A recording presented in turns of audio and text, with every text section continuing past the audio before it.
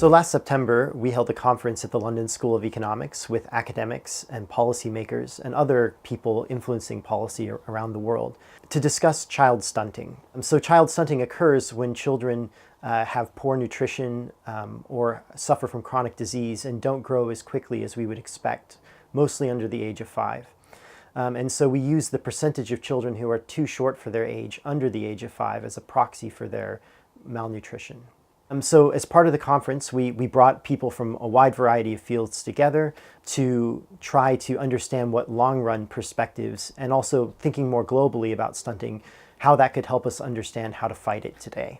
And so there were really kind of three main takeaway lessons from the conference. So I'll talk about each of those in turn.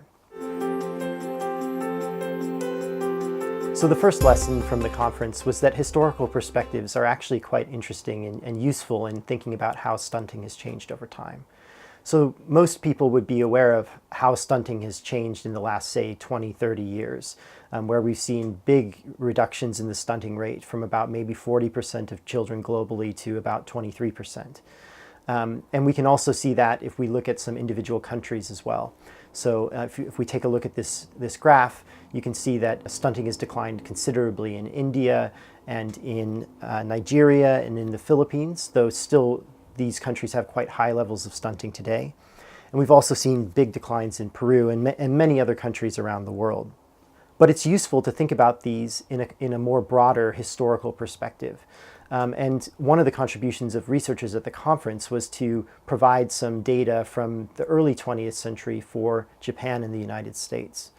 So if we look first at the United States, we can see that there were stunted children in the United States in the early 20th century. About 17% of children were stunted in 1918.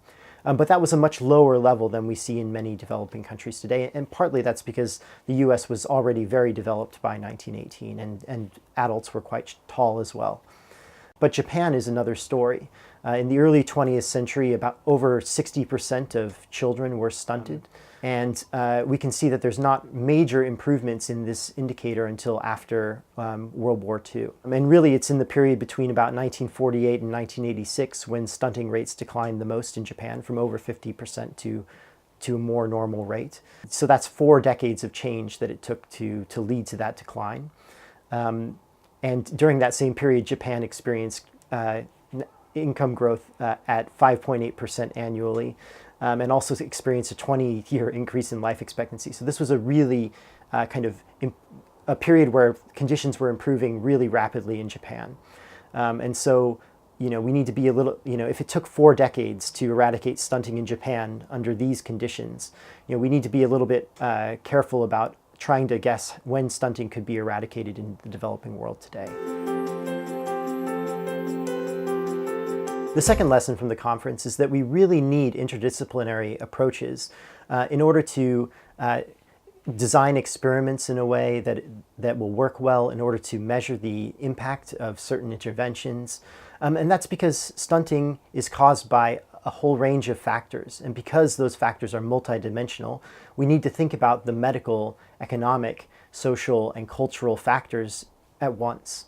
And so experimental designs that only consider, an economic mechanism may miss out on, on social factors and cultural factors that really matter to explaining why stunting is either improving or not improving in a certain area. And along with that, we need to be aware of individual variation and spatial variation in stunting, and how that changes over time, and how kind of different policies may affect different individuals or subgroups within populations differently. And all of that can come together from a more interdisciplinary research focus.